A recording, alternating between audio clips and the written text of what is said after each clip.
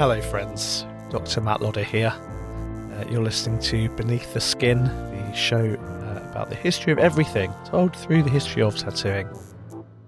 I am here on my own this week, recording a solo episode because my colleague and co-host Thomas O'Mahony is just about to head off on a couple of weeks holiday. We didn't have time to get together to record, so I'm laying this one down, as I believe the kids say. Is that right? Tom's going to make sure it sounds as good as it always does and get it out on the feed. I wanted to do this, and this episode, we'll talk about the topic in a second, because it's something that I only learnt about a couple of weeks ago. It sort of passed me by, this topic, or the sort of anchor point, I guess, for this topic. And so I thought it was a nice opportunity to tell you guys about it, because maybe you missed it too, and to talk about some of the kind of context and historical antecedents for it as well. And that is essentially this amazing program out of Missouri, which is basically allows tattooers, or encourages or facilitates tattooers to work safely inside state prisons. And I thought that was a really interesting idea for all kinds of reasons that we're going to go into. So yeah, let's without further ado, I guess let's dive in. Missouri, for those of you that don't know, is kind of the classic kind of flyover state, midwestern state in the United States. Really sort of smack bang in the middle of the dab, so to speak, middle of nowhere, squeezed in between Illinois and Kansas, to its west and east, and Iowa and Arkansas to its north and south. And back in about 2001, this idea was floated initially at this prison called Stillwater State Prison. The idea was sort of floated that maybe it would be possible to, rather than prevent prisoners from doing tattoos in their prison cells in a way that's dangerous and unsterile, etc. Perhaps a way could be found to facilitate that, to make it possible for prisoners to do that in a safe way, and also to sort of build that in with essentially a jobs program. Missouri has quite a strict and regulated licensing program, where to get a tattoo license you have to undertake a certain amount of hours of training. You have to have certain particular training in cross-contamination and in hygiene and bloodborne pathogens and things like that. And so the thought was basically, like, could we design a program which allowed not only prisoners to get tattooed safely, but prisoners who were doing the tattoos to sort of learn a trade, basically, and to come out of prison with a license to tattoo legally.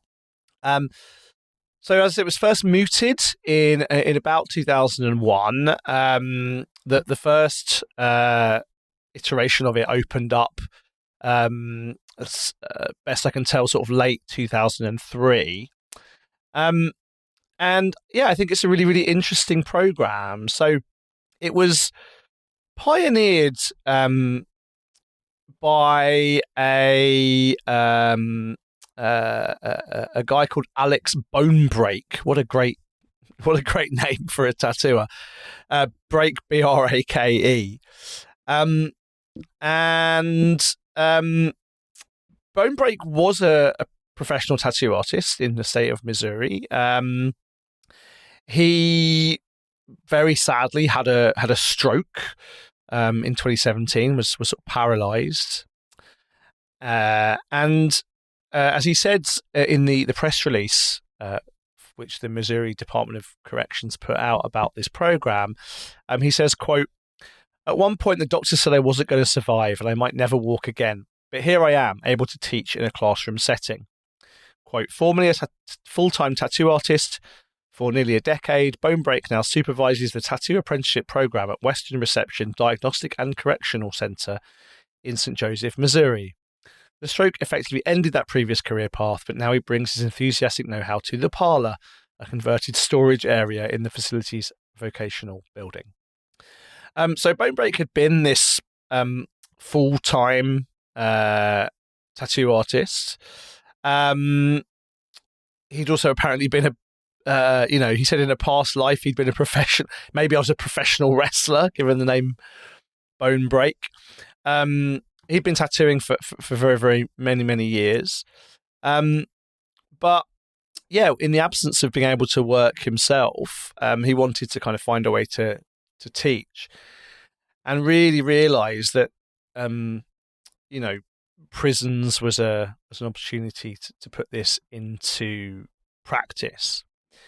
It's a really interesting program. So the apprentices, I suppose you'd call them, they have to do 300 hours of tattoos. They have to learn to draw flash. They have to practice initially on fake skin, rubber skin. They have to do CPR. But at the end of the program, as I said, they get full Missouri tattoo licenses. The tattoos themselves apparently cost $10 an hour. What a bargain! Don't commit crimes just to go, to get into prison to get cheap tattoos, friends. I'd really advise against that. But $10 an hour is a pretty good rate for a tattoo. And what that means is, right, that people who are kind of capable, who want to do it, can build this trade, and prisoners who want to get tattooed can do so in a way that's safe and clean and productive in a way. So the press release again highlights a couple of people who are involved in this. So again, I'll quote from the press release. Amid the buzz of vibrating tattoo machines and the whir of the oscillating fan, Bonebreak takes a leisurely lap around the studio. Luke Scammell, who's serving a 13-year sentence and scheduled for release in May 2025, is grinding silver highlights into a lion's mane on a fellow resident's shoulder blade. In a neighbouring chair, Jabriel Edmond, serving a 7-year sentence and scheduled for release in August 2025, is touching up a pair of dice on the right shin of his client. Each laser-focused artist is wearing black nitrile gloves and thumping headphones. It's cathartic, almost meditative, said Scammell, whose own tattoos cover nearly every visible section of skin. One of the ways I find joy and peace here, I remember being a kid, the first time I saw a tattoo, I instantly knew that was what I wanted to do with my life. And I think this is really interesting. It seems to be fairly, or I think unique, not even fairly, I think it is unique at the moment in the United States. It's something that the Missouri Department of Corrections are very proud about. There's been really a lot of news coverage about in recent months as the program's been rolled out to other prisons. It was just started in another prison in January this year called Algoa Correctional Center. So it's something that's really kind of, I think, works particularly because of the strictures of how a license and apprenticeship works in Missouri. I think this program probably works quite particularly well in a state like Missouri, where in order to get a license at all, you have to go through this amount of training, which certainly isn't true, for example, in the UK, where in much of the UK, although not all of it, not in Wales, but in England, for example, you just apply for a tattoo license and they'll more or less give it to you. But in a state like Missouri, which has this more formalized licensing scheme with a few more strictures, it seems to be quite a good idea. And it's clearly been a success. As I said, it's rolled out initially or sort of conceived in 2021, first rolled out in late 2023, early 2024. It is being kind of rolled out more widely around the state of Missouri now. And so we might sort of consider, I suppose, like, in the first place, why this is necessary. So what's the kind of context of prison tattooing more broadly? This episode isn't going to be a whole episode on the history of tattooing in prisons, but we might point out, of course, right, that tattooing is particularly associated with criminals, and one of the reasons for that is that on the one hand, on the kind of archival side of things, prison tattoos are frequently recorded, have been frequently recorded since at least the mid 19th century. So when historians like me have gone looking for records of historical tattoos, they found records in prison enrollment books, in transportation records of convicts, for example, shipped from Britain to the colonies or similar. Tattooing was a big focus of interest for early criminologists. There was this idea, of course, that, to quote Cesare Lombroso, the Italian criminologist, the sort of father of criminology, tattoos as a stigmata of the criminal man. This idea that there was something particularly criminal about tattooing itself in terms of what it revealed around your character. But the other reason that tattooing is particularly associated with prisons is that, of course, prison's boring. I mean, the same way as maybe if you're on board a ship and you've done all your work and the wind's died down, there's not much to do. If you haven't got pens, you haven't got paper, but you have this instinct to mark make. Well, you can make graffiti or carve graffiti into the walls, or you can make marks on your skin. And so prisons lend themselves quite particularly to tattooing, just in terms of the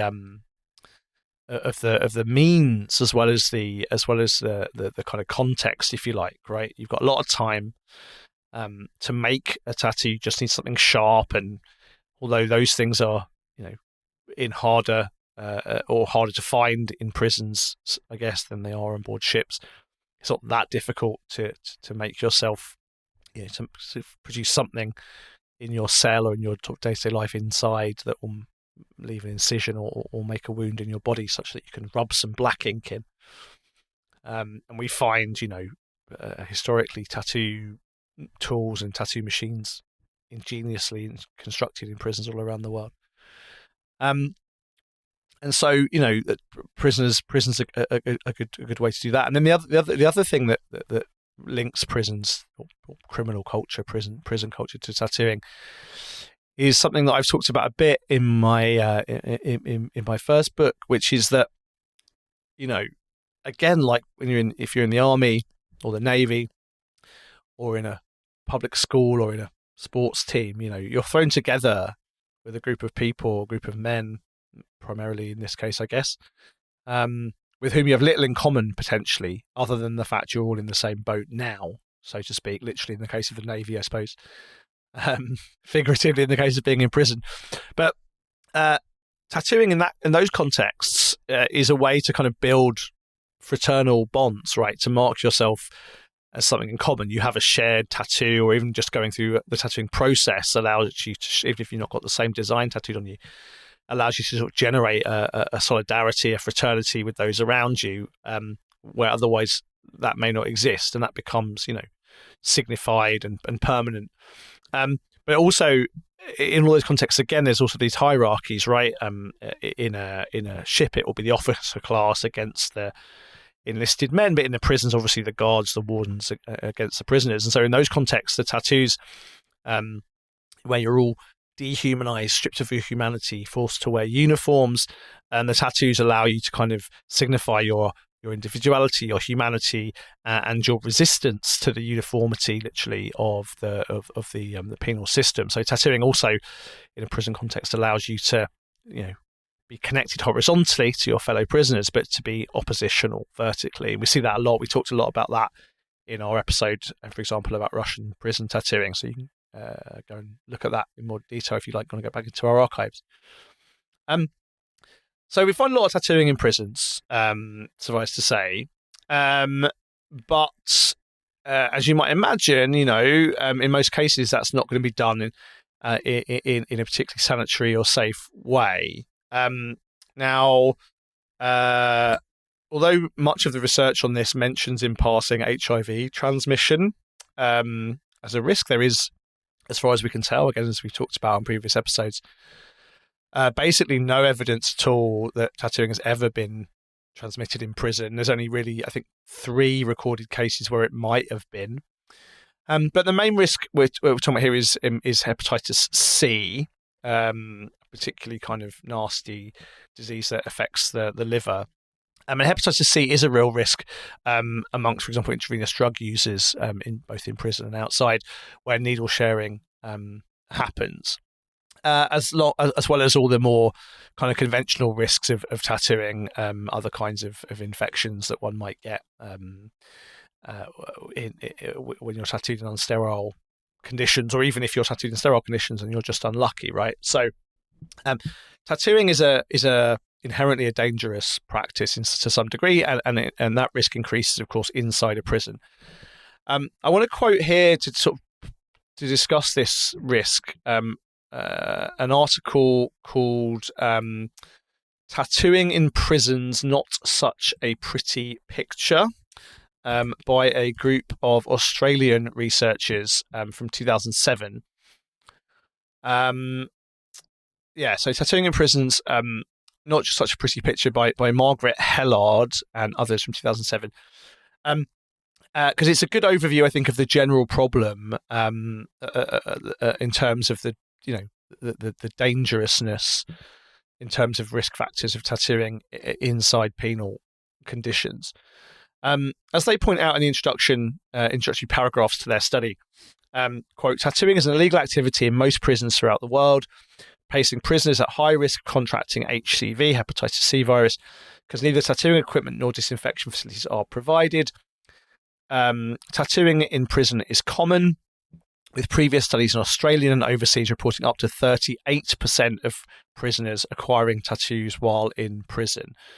That's a very, very high number, and I suspect it's probably higher now, given the rising popularity of tattooing in general since 2007.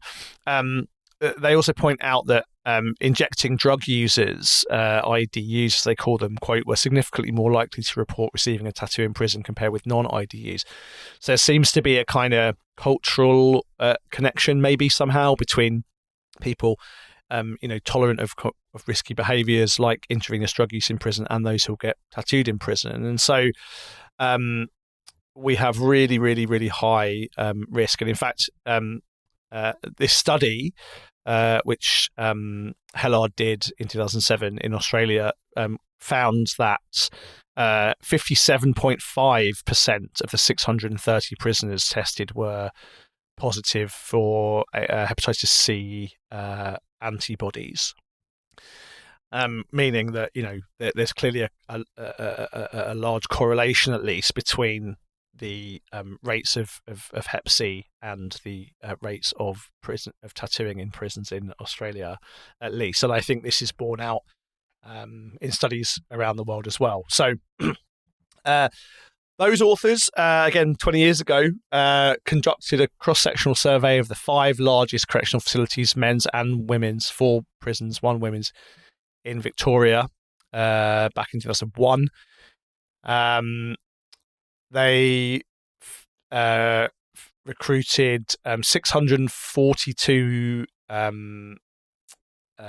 prisoners, of which 124 were women. And 70% of the total had ever been tattooed. 35% of the adults and 6% of the juveniles had been tattooed in prison. 642 prisoners participated in the study. 449 reported they were ever tattooed. 156 received a tattoo in prison as an adult. 39 had their first tattoo in prison. Of prisoners who were not tattooed professionally, 27% claimed someone else had previously been tattooed with the same needle, and 42% reported the ink could be used beforehand. So, given the difficulty of procuring sharp needles or needle-like objects in prison, needle sharing for tattooing is going to be high. They also point out, quote, prisoners who required a tattoo in prison were significantly more likely to be HCV antibody positive. And this association remains significant following adjustment for ever having injecting drugs in prison, having a tattoo done elsewhere, body piercing, and length of time in prison. So eliminating really the idea that it was drug injection or tattoos in general outside of prison that were the risk factor. So all of which to say is, I suppose, as we may expect or have expected, getting tattooed in prison is not a particularly safe or sensible thing to be doing, albeit being very, very popular. And so programs like this one in Missouri feel very long overdue, right? Given that we've known about the prevalence of tattooing in prisons since at least the 19th century. We've known about the risks of needle sharing and of tattooing in prisons for that paper I just read you was from research in 2001. So we've known about this for a long time. Why has it taken so long for programs like this one in Missouri, which is, just recently rolling out and is very, very unusual? Why is that? Why did it take so long to become prevalent or to become possible at all? If prisoners can be tattooing each other anyway, why not allow them to do it safely? Well, that brings me on to the sort of historical, I suppose, example that I want to talk about. And unlike a lot of things we talk about on this show, when we talk about historical, we're not talking a very long time ago particularly, but we are going back to again the early 2000s, a program I think that was first in the world, as best I can tell. If anyone knows differently, I'd be interesting to hear. There may be, I suppose, smaller pilot programs, but certainly the biggest, most sort of shouted about program of this kind that I could find was in Canada back in 2004. And essentially, spoiler alert, right? Like, Canada rolled out a similar scheme to this one in Missouri, and we'll go into the details. They rolled it out. It ran from August 2005 for just a couple of years, but in fact, not even a couple of years. I think only 1 year in total. The pilot program ran. It ran from August 2005 to about end of September 2006, and a new government came in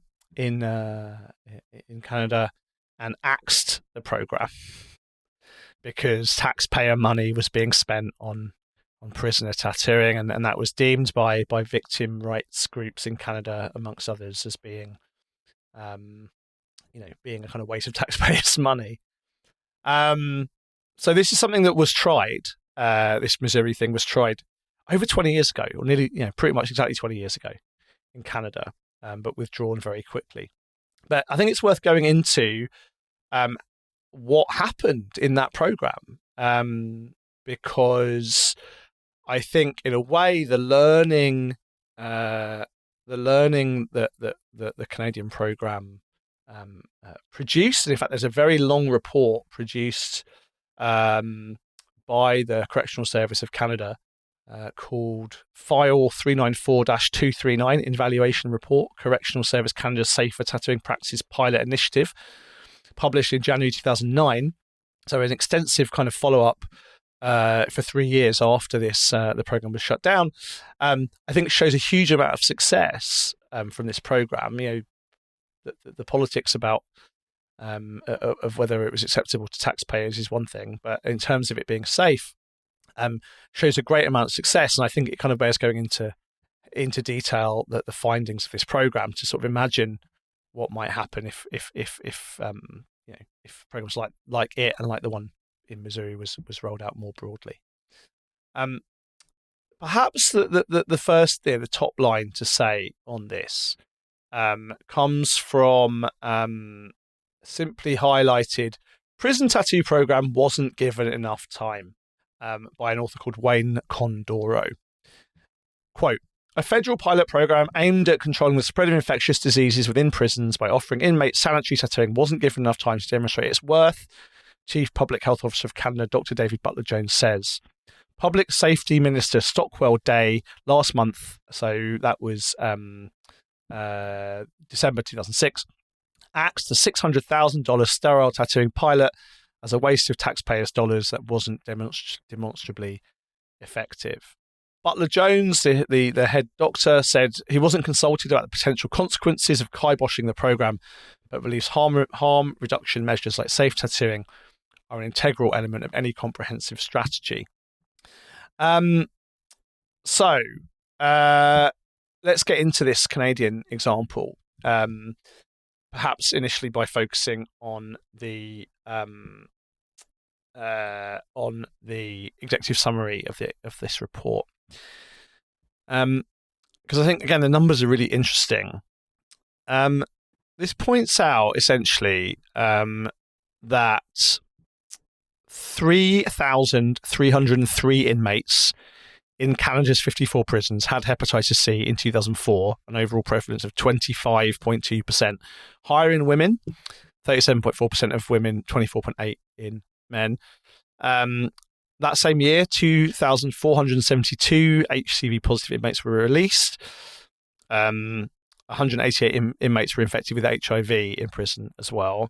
Corrections Canada pegs the annual cost of providing HIV treatment for an inmate at $29,000 and for hepatitis C at $26,000. Those costs of roughly $90 million absorb the bulk of a burgeoning $100 million or so annual healthcare budget. So most of the money Canada was spending in 2004 on its prison healthcare was going on treating HIV and hepatitis. Now, as I said, I don't think, and the evidence suggests really, that HIV is a huge risk with prison tattooing or tattooing of any kind. But hepatitis certainly is. And so, although this program costs apparently $600,000 to run as a pilot, it potentially could have saved huge amounts of money. The report basically points out, right, that 11 findings, right? They actually it cost $600,000 to run, but they actually point out in the report the cost was actually probably closer to $1 million. 7 months of startup costs and 12 months of implementation. But they have 11 findings, right? And I think it's worth reading these out one by one. The initiative has resulted in an enhanced level of knowledge and awareness amongst staff and inmates regarding bloodborne infectious disease prevention and control. Sure. So just talking about this and having the training and making it a kind of something that's happening was something which helped the training. Initial results, they say, of the initiative indicate potential to reduce harm, reduce exposure to health risk, and enhance the health and safety of staff members, inmates, and the general public within higher risk groups, medium and maximum security institutions for male offenders. Because, of course, HIV and Hep C are communicable diseases, and so if you reduce it in prison, you also reduce it in the general population. Finding 3. The initiative provided additional employment opportunities for inmates in the institution and work skills that are transferable. 4. Tattooing activities at pilot sites were constrained due to limited number of trained tattooists. So rolling it out was potentially going to be difficult given the limited number of tattooists available to do the training. Tattooing hours of operation were sporadic at some sites and had an impact on the number of tattoos administered. The cost is low, respective to potential benefit. That's finding 6. Finding 7, implementation issues, such as the tattooist skill level, training and availability negatively impacted the effectiveness and efficiency of the initiative. Finding 8, enhancement to the current delivery model could address many of the implementation issues in a more cost-effective manner. 9, there was some perceived increase in the demand for tattoos. So actually, perhaps this led to more people getting tattooed, which I guess may mitigate or may mitigate some of the benefits if tattooing has some baseline level of risk. So, I guess predictably so, people who might otherwise be averse to getting tattooed whilst in prison might actually, if it's unsafe, might want to if it's safe. Finding 10, the Safer Tattooing Practices Initiative remains consistent with the goals and objectives of the federal initiative to address HIV/AIDS in Canada. Finding 11, there's a need for more information regarding inmate infectious diseases and risk behaviours to adequately evaluate future harm reduction. So they recommended essentially that this program should continue, and they recommended that if it was to continue, that it be changed. Basically, only do it in places where there's already high risk of bloodborne transmission through illegal tattooing. Raise the cost so it's not so it's not like people are getting cheap tattoos in prison. Basically, make it run better. But this is 20 years ago, more or less, right? This program, they rolled it out. It cost a chunk of money, but it seems to have an effect. It obviously went through the kind of teething problems that any such program might have been expected to have. Prison guards and prison officers, I guess, are not used to running tattoo studios, so these gaps of knowledge were there for sure, and clearly there was some teething issues. But overall, although it kind of didn't appeal to these hard on crime people, it did actually seem to work, right? By the goals that it set itself. So it might be worth kind of again just going through specifically the harm reduction that they judged. If you search up the report, they go through each of those 11 findings and point out how they've evaluated themselves against them. But for the sake of time, I guess we'll just go through in particular the ones related to harm reduction. They basically point out, right, in terms of harm reduction, quote, "The practice of illicit tattooing is most evident in men's medium security institutions, as indicated by the number of seizures of tattoo contraband. A review of the total number of tattoo contraband seizures since August 31st, 2003, 1,171, revealed that a majority of seizures occurred at medium security men's institutions, followed by maximum security, 78% at medium, followed by 20% at maximum security, 1% at minimum institution." So basically, between the 3 years prior to this program, August 2003 to August 2006, they have over 1,000 tattoo machines and tattoo equipment seizures from prisons across Canada.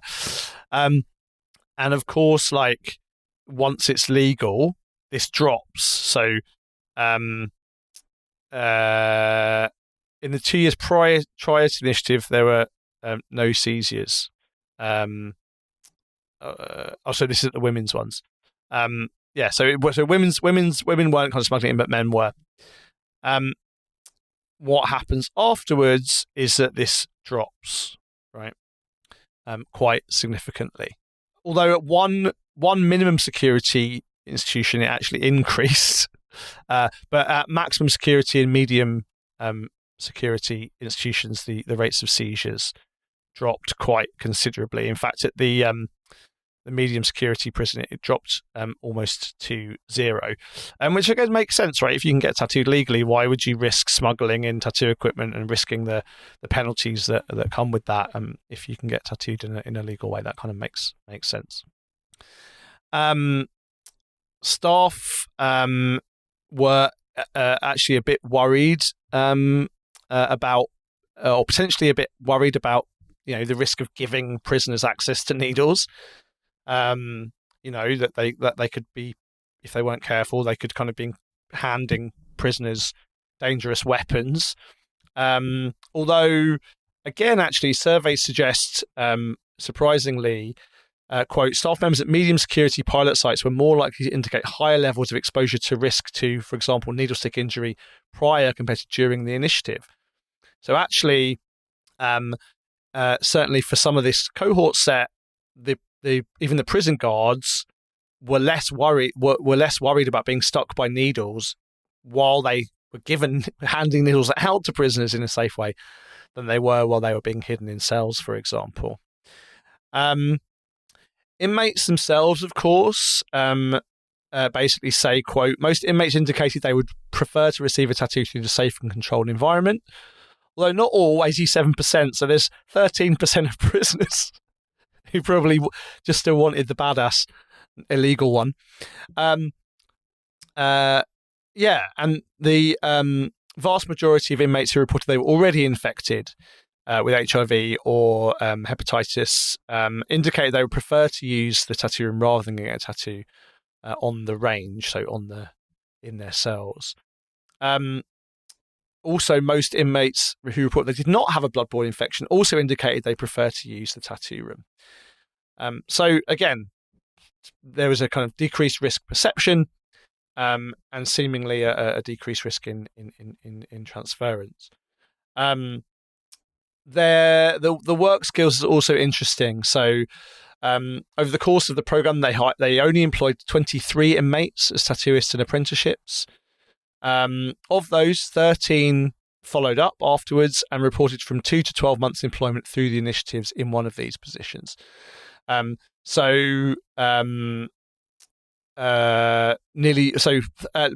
half of those involved did actually talk about working as tattooers after leaving prison. And, quote, a number of interviewees spoke to the fact the initiative provided an opportunity for tattooists to gain training experience in a skill area which might facilitate employment, not only in the institution but within the community. Some tattooists and apprenticeships discussed the impact of tattooing in supporting goals related to reintegration, valid career option, gainful employment, reducing recidivism. Similarly, some inmates and staff commented on the impact of the program in developing employability skills and employment skills for offenders in the institution. However, considering, they say, limited opportunity for follow-up, it's not possible to establish success for lifetime tattooists. So that's, again, I think interesting, and, perhaps we don't want to be adding to the oversupply of tattooers that we have, but it certainly seems to be part of the Missouri program's goals to work in that particular way. So it's really interesting to me, right? We had this program 20 years ago in Canada. It seemed at least pretty successful, closed down on political grounds. Comparing the costs of treating one inmate with hepatitis was apparently $25,000 a year. The tattoo project was about $100 to run in each prison. So if it saves just 5 cases, it's paid for itself. The Canadian Taxpayers Federation said, however, it was a waste of money. Annual costs to taxpayers in all federal prisons would be $5.8 million. Also worried about gang affiliation. But I think, given that Missouri have come back to this, it is perhaps surprising that it hasn't been, the Canadian experiment wasn't repeated. There's been a couple of bits of research in the intervening period, actually, which have made this case more broadly. One is a report by Nyi Awofeso in the Journal of Public Health Management in 2010, which talks about legal prison tattooing centres as a viable health policy initiative. Really pointing out that, for example, again, in Australian prisons, for example, 91 new HIV patients were, HCV patients were infected every year in 2010.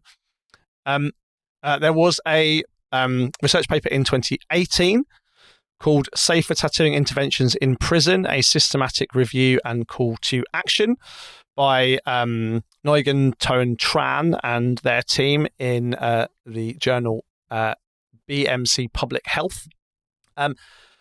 They basically say that in a systematic review, 55 papers received initial research. No peer-reviewed article was published.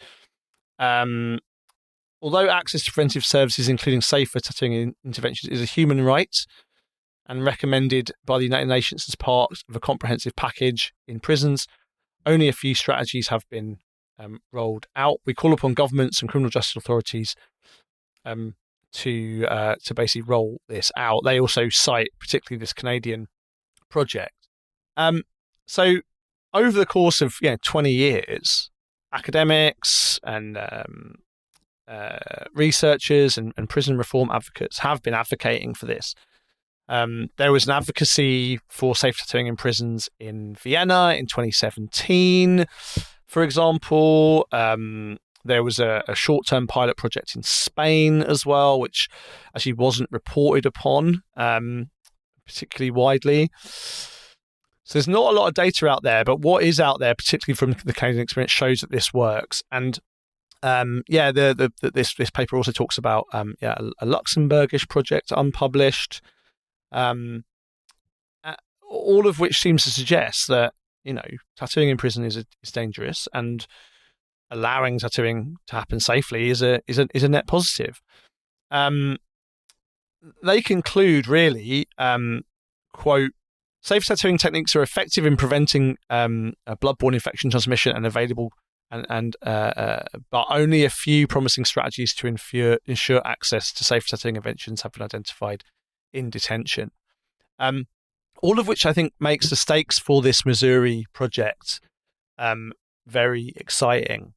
Unlike the example from Canada, where this was shut down very quickly, it really appears that right now this Missouri project is getting nothing but positive headlines, and is being rolled out much more widely.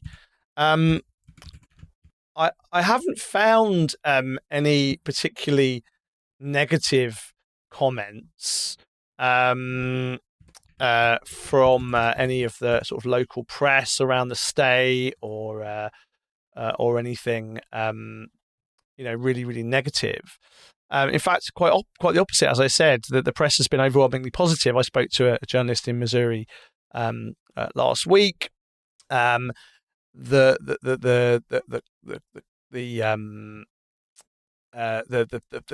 prison officers themselves, the Department of Corrections, is championing this. It's all over their website. They've really, really been celebrating it as a success.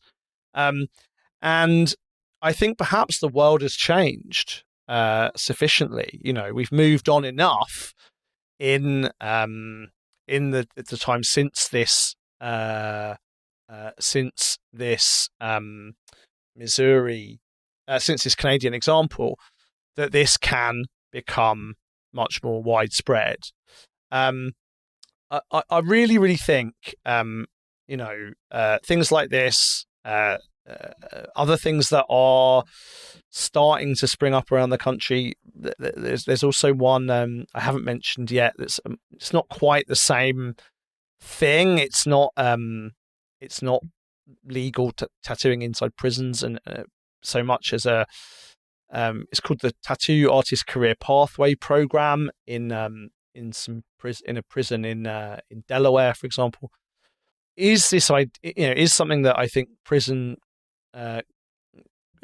cultures around the world can actually benefit from and learn from. All of us know, wherever you live in the world, if you're American, if you're British, Irish, Australian, wherever you are in the world, you'll know that the public discourse around prison reform, around what should happen to prisoners and how awful it should be is a constant theme of tabloid newspapers. But it really seems like making prison a way to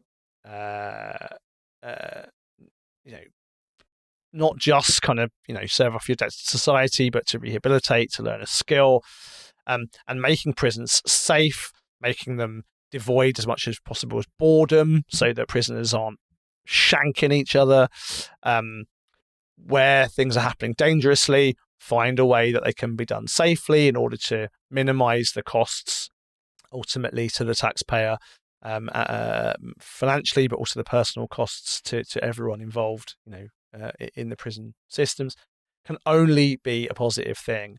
And we know that tattooing is such an important part of subcultures more broadly, particularly in prison cultures where tattooing has been so, linked to particular criminal cultures, and actually become really influential in the wider tattooing visual landscape. Black and grey tattooing as we know it, as we talked about again on a previous episode of this show, really comes out of the California prison system of the 1970s, where as you only have access to black and grey ink or black inks, the tattoos come out black and grey.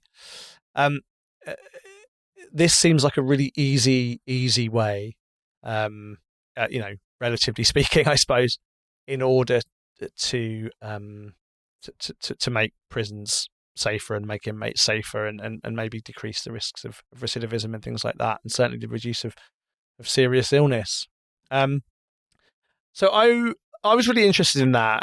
I don't know how many people had heard about this before. If the Canadian example, I remember it very, very being very, very championed.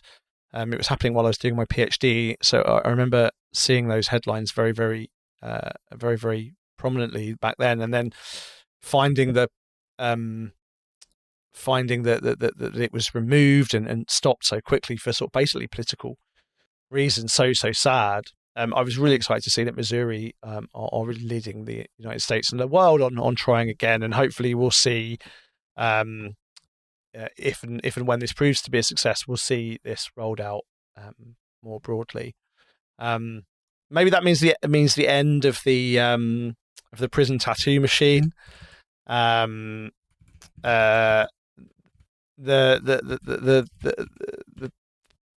things that prisoners have used to make tattoo machines is probably an episode on itself. Machines made out of maybe I'll just read you this. Actually, it's from a blog called prisonwriters.com. How to make tattoo equipment in prison by Chris Dankovich. He talks about making the ink, as I said, from soot, 10 drops of water, 1 drop of liquid soap or shampoo, 1 tablespoon of soot, basically burnt toilet paper, essentially. Needles made from the spring made in biros, in click pens, or in guitar strings, found in prisons with music programs. Sharpened with electrolysis. You fill a cup or pill bottle with water and salt, needle connected to the positive end with a piece of wire, another wire connected to the negative end. When the positively charged needle is dipped in the salt water, the end turns black and wiped clean. If you do this over and over again, the needle becomes sharper. But the main thing I said is the tattoo machine, and these are amazing. And there's a whole probably episode to be done on the prison tattoo machine. But essentially, small motors mixed with tubes made out of often ballpoint pens. Essentially, Chris says the core of a prison tattoo gun, as he calls it, is the motor, usually made from a prison toothbrush. Pens and toothbrushes are sold at every prison's commentary. They're so expensive to get, they're considered disposable. The motor has to be small enough to fit on our tattoo gun. Surprisingly, motors can be found in many sources, but we were allowed to purchase tape players, radios, beard trimmers, typewriters, small personal fans. He says, I've even seen a handmade motor created by a cell block fix-it man who wrapped copper wire from the electrical cord of a television into electromagnetic coils. Whatever the source, it's not particularly hard to come across a proper size motor in prison. So yeah, you use a ballpoint pen or a toothbrush as the quote-unquote barrel, and then a motor to propel it up and down. So maybe legal tattooing in prisons ends the creativity of the prison tattoo machine, but that's probably probably not a great sad loss if it means that fewer people are getting infected with hepatitis C,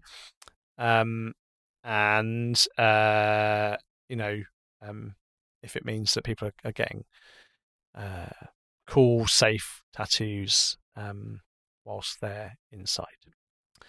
So, thank you for listening. Unusual episode today. I hope it's been interesting to you. Thanks to Tom for editing this. Normal service will be resumed soon. We're going to try and get back to more regular releases. But in the meantime, we really thank all of you for supporting the show. It really means a lot, supporting the work that I do and the work that Tom does. Check out Tom's other podcasts, particularly Bloodwork, his show that he produces about the economy of violence. It's a particularly interesting show, and I think will be of interest to a lot of our listeners here on Beneath the Skin. All that said, with no further ado, thank you very much. Have a good rest of your day, and we'll see you in the next episode. Cheers. Bye-bye.